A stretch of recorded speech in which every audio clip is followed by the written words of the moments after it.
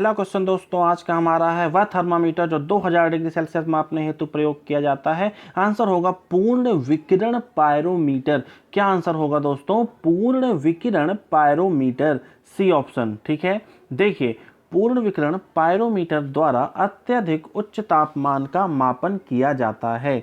ठीक है दोस्तों, यह मुख्यतः गतिशील वस्तुओं तथा उन सतहों के मापन हेतु प्रयोग किया जाता है जिनके तक पहुंचना अथवा उन्हें स्पर्श करना संभव ना हो। इसमें उसमें विकिरण के मापन द्वारा तापमान का मापन करते हैं। पूर्ण विकिरण पायरोमीटर तापमापी स्टेफन के नियम पर, बहुत इंपॉर्टेंट पॉइंट है, किस नियम पर आधारित है? स्टीफन के नियम पर आधारित है। सूर्य की सतह का तापमान मापने में इसका प्रयोग किया जाता है। ठीक है, इसका तापमान 800 डिग्री सेल्सियस से ऊपर नापा जाता है, मतलब 800 डिग्री सेल्सियस से नीचे का ताप नहीं नापा जा सकता है। इतनी बातें आप समझ गए होंगे दोस्तों। ठीक है, चलिए ये क्वेश्चन देखिए आपको कितनी चीजें बता गया। ठीक है ना, अगला क्वेश्चन देखते हैं। चंद्रमा पर वायुमंडल नहीं होने का क्या कारण है? तो आप क्या आंसर लगाएंगे दोस्तों? आंसर होगा आपका दोस्तों, बताएंगे आप। तो आंसर होगा गैस अणुओं का पलायन वेग उनके वर्ग माध्य मूल से। ठीक है ना, डी ऑप्शन। बात समझ गए होंगे दोस्तों आप। देखिए चंद्रमा पर वायुमंडल नहीं पाया जाता है। वायुमंडल अनेक गैसों का मिश्रण होता है। ठीक है ना, चंद्रमा पर पलायन वेग का मान 2.4 किलोमीटर पर सेकंड होता है और धरती पर 11.2। इतनी बातें आप जानते हैं। चंद्रमा पर पलायन वेग से गैस के अणुओं का वेग ज्यादा होने के कारण वहां से पलायन कर जाते हैं, जिससे वहां पर वायुमंडल नहीं रहता है। इतनी बात समझ गए दोस्तों आप। नेक्स्ट क्वेश्चन, मिट्टी का तेल पानी के ऊपर इसलिए रहता है क्योंकि, इसलिए तैरता है क्योंकि, बताएंगे दोस्तों आप, बताइए। क्योंकि उसका घनत्व पानी के घनत्व से कम होता है, क्योंकि उसका घनत्व पानी के घनत्व से कम होता है। इतनी बातें क्लियर हैं। चलिए अगला क्वेश्चन देखते हैं। एक भारहीन गुब्बारे में 200 ग्राम जल भरा गया है, इसका जल में भार क्या होगा? बताइए दोस्तों, 200 ग्राम जल भरा गया है तो इसका जल में भार क्या होगा? आप बताइए, शून्य। ठीक है, क्योंकि जल में किसी भी वस्तु का भार हमें क्या प्रतीत होता है? शून्य। ठीक है ना, अगला देखेंगे आप। जब कोई वस्तु जल में आंशिक या पूर्ण रूप से डुबोई जाती है तब उसके भार में कमी आ जाती है। यह आभासी कमी उसके द्वारा हटाए गए द्रव के भार के बराबर होती है। इसलिए गुब्बारे में जल के अंदर ऊपर तथा नीचे दोनों ओर उत्प्लवन बल लगता है। बात समझे, जल में गुब्बारे का भार बराबर भार माइनस उत्प्लावन बल इज इक्वल टू 0 होगा। ठीक है, बात समझ गए होंगे आप। अगला पॉइंट देखते हैं। एम कक्षा में शामिल हो सकने वाले इलेक्ट्रॉनों की अधिकतम संख्या कितनी होती है? बताएंगे दोस्तों आप। एम कक्षा में शामिल हो सकने वाले इलेक्ट्रॉनों की अधिकतम संख्या कितनी हो सकती है? आंसर लगाएंगे आप 18। कितनी हो सकती है दोस्तों? 18। ठीक है, अगला, बादलों के वायुमंडल में तैरने का कारण है, बताइए। उनका कम, क्या कम, क्या कम? तो आप कहेंगे घनत्व कम। ठीक है, बादलों के वायुमंडल में तैरने का कारण है उनका घनत्व कम, यानी कि सी ऑप्शन। ओके, वायुमंडल में उपस्थित जलवाष्प गर्मी पाकर गर्म हो जाती हैं, जिससे जलवाष्प का घनत्व घटता है। ठीक है, घनत्व घटने के कारण जलवाष्प हल्की होकर ऊपर उठती हैं। इतनी बातें जानते हैं आप। वायुमंडल के ऊपरी भाग में दाब एवं ताप कम होने के कारण यह जलवाष्प फैलती है और पानी की छोटी छोटी बूंदों में परिवर्तित होकर तैरने लगती है। इसी को बादल क्लाउड कहा जाता है। क्या कहा जाता है दोस्तों? बादल क्लाउड भी कहा जाता है। ठीक है, नेक्स्ट क्वेश्चन। मानव शरीर में तांबे की अधिकता से कौन सा रोग होता है? दोस्तों बताएंगे आप, तांबे की अधिकता से कौन सा रोग होता है? सोच लीजिए, विल्सन रोग। कौन सा? विल्सन रोग। ठीक है ना, विल्सन रोग होता है। मानव शरीर में तांबे की अधिकता से होने वाला रोग कौन सा है? विल्सन रोग, यानी कि C option. Okay, next question. शरीर में आयरन की अधिकता से कौन सा रोग हो जाता है? बताइए दोस्तों, शरीर में आयरन की अधिकता, तो आप कहेंगे लौहमयता। क्या, कौन सा रोग हो जाता है दोस्तों? लौहमयता। और लोहे की कमी से, आयरन की कमी से एनीमिया रोग हो जाता है। यदि शरीर में लोहे की अधिकता हो जाए, अभी मैंने आपको बताया है सिडरोसिस या फिर लौह मेहता, ठीक है ना। आप इसका इंग्लिश वर्ड यानी कि सिडरोसिस याद रखेंगे।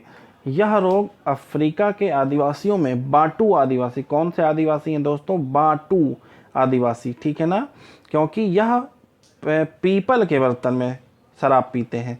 अगला पॉइंट देखेंगे आप, निम्नलिखित में से फूल से गोल्ड किसे कहा जाता है, बताइए दोस्तों। आयरन पाइराइट को किसे कहा जाता है दोस्तों, आयरन पाइराइट को, सी ऑप्शन, ठीक है। देखिए आप लिखा हुआ है fool's gold also known as iron pyrite, ठीक। अगला देखेंगे आप, it is a gold coloured mineral that is often mistake for real gold, okay. अगला पॉइंट देखेंगे, pyrite is a brassy yellow mineral with a bright metallic lustre. इतनी बातों को आप ध्यान में रखेंगे, ठीक है दोस्तों। अगला क्वेश्चन, किस प्रक्रिया द्वारा लोहे को जस्ते की एक कटिंग द्वारा सुरक्षित किया जाता है, बताइए दोस्तों, ध्यान में रखें। गैल्वेनाइजेशन, क्या कहेंगे उसको आप, जस्तीकरण।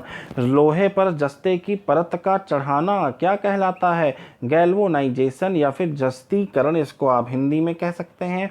इतनी बातें आप ध्यान रखेंगे, पिछले वीडियोज में भी इसको मैंने बता चुका हूँ एक बार, ठीक है। अगला क्वेश्चन, कृत्रिम वर्षा कराने में निम्नलिखित में से किसका प्रयोग किया जाता है, आप बताइए। सिल्वर आयोडाइड, नाइट्रोजन, कैल्शियम या फास्फोरस, बताएंगे दोस्तों आप लोग, क्या आंसर हो सकता है इसका। कृत्रिम वर्षा की बात हो रही है, आंसर होगा सिल्वर आयोडाइड यानी कि ए ऑप्शन, ठीक है ना। नेक्स्ट क्वेश्चन देखिए, निम्नलिखित में से कौन सा एकमात्र पादप हार्मोन है जो गैस की अवस्था में पाया जाता है, तो क्या आंसर लगाएंगे दोस्तों आप, बताएंगे। पादप हार्मोन की बात हो रही है, गैसीय अवस्था में भी पाया जाता है, कहेंगे एथिलीन यानी कि ए ऑप्शन, ठीक है ना, एथिलीन, ओके, याद रहेगा। देखिए 1962 में इसे हार्मोन के रूप में वर्गीकृत किया गया, मोस्ट इंपॉर्टेंट पॉइंट है, याद रहना चाहिए आपको, ठीक है, ध्यान रहेगा। इसका प्रयोग फलों को पकाने में, फलों को पकाने में, ठीक है ना। यह अगला पॉइंट देखेंगे आप, यह एकमात्र ऐसा हार्मोन है जो गैस रूप में पाया जाता है, मोस्ट इंपॉर्टेंट पॉइंट है, एकमात्र ऐसा हार्मोन है, ठीक है। यह मादा पुष्पों की संख्या में वृद्धि करता है। अगला देखेंगे, साइटोकाइनिन, 1955 में मिलर सबसे पहले इसकी खोज की थी, ठीक है ना। लिथॉन ने इसका नामांकन किया, साइटोकाइनिन नाम पूछा जाए किसने रखा, तो लिथॉन, ठीक। अगला पॉइंट देखेंगे, पौधों की जीर्णता को रोकता है, बात समझे आप।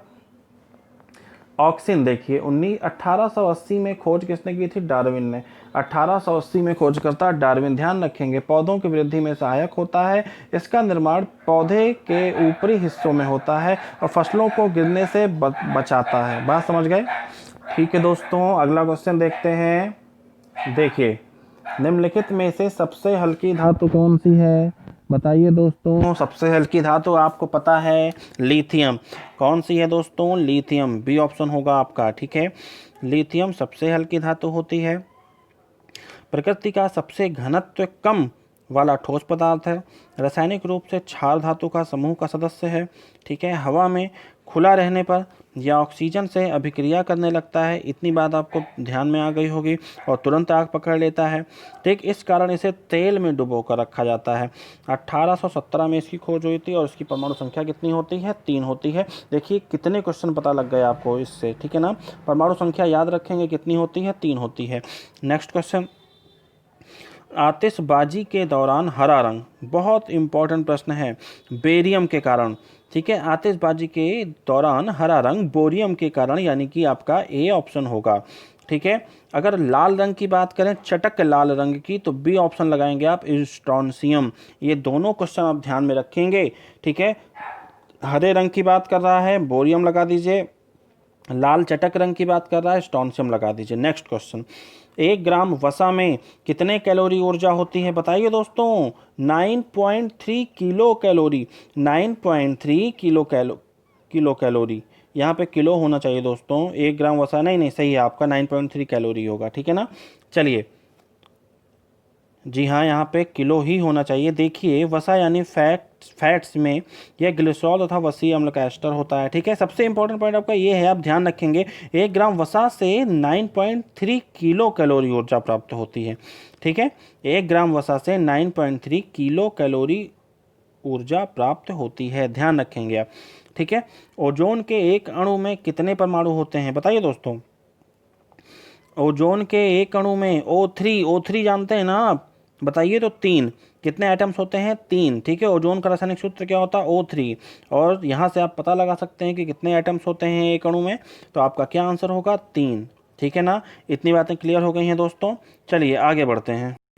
नेक्स्ट क्वेश्चन, मानव खोपड़ी तथा मस्तिष्क का अध्ययन बताइए। मानव खोपड़ी तथा मस्तिष्क का अध्ययन आप बताएंगे दोस्तों क्या हो सकता है। जी हाँ, फेरेनोलॉजी। क्या कहेंगे, फेरेनोलॉजी। ठीक है ना, साइकोलॉजी आप जानते हैं किसका अध्ययन होता है, साइकोलॉजी में मस्तिष्क का अध्ययन किया जाता है, परंतु थोड़ा सा जिसका मस्तिष्क हिला हुआ आप कह सकते हैं। ठीक है ना, तो इतनी बातें आपको क्लियर हो गई होंगी। एग्रेस्टोलॉजी आप मुझे बताएंगे कमेंट बॉक्स में कि किसका अध्ययन है। नेक्स्ट क्वेश्चन, पौधों की वृद्धि मापी जाती है बताइए। तो आपका आंसर होगा क्रेस्कोग्राफ। ठीक है, बी ऑप्शन लगाइए, क्रेस्कोग्राफ। ओके, इतनी बातें क्लियर हो गई हैं। अगर हम फोटोमीटर की बात करते हैं तो ये चीज़ आप मुझे बताएंगे दोस्तों कमेंट बॉक्स में कि किसका अध्ययन है। हाइग्रोमीटर आप सभी लोग जानते हैं, ज़्यादा मैं इस पर डिस्कस नहीं करूँगा, इसको भी आप मुझे बताएंगे। पायरोमीटर अभी हमने पढ़ा था पिछले वीडियोस में कि पायरोमीटर से आप किसका तापमान नापा जाता है, ये भी आप मुझे ही बताएंगे किसका तापमान नापते हैं। ठीक है ना, अगला देखिए, विश्व स्वास्थ्य संगठन के अनुसार एक नगर के लिए सुरक्षित ध्वनि प्रदूषण स्तर है। ध्यान देंगे अब आप, ध्वनि प्रदूषण का स्तर कितना बताया गया है। तो आंसर क्या होगा आपका 45 डेसिबल। कितना होगा 45 डेसिबल। कितना होगा दोस्तों 45 डेसिबल। ठीक है, ये बात आप ध्यान में रखेंगे। ठीक है, अगर हम बात करते हैं साधारण बातचीत में ध्वनि की तीव्रता का स्तर, देखिए साधारण बातचीत की बात कर रहा है 30 से 60 है वैसे, लेकिन थोड़ा और कम ही होता है दोस्तों, 20 से 40 कह सकते हैं आप। अगला क्वेश्चन देखेंगे, प्लाज्मा झिल्ली बनी होती है। प्लाज्मा झिल्ली बनी होती है तो आप कहेंगे ए और बी दोनों, प्रोटीन और लिपिड दोनों।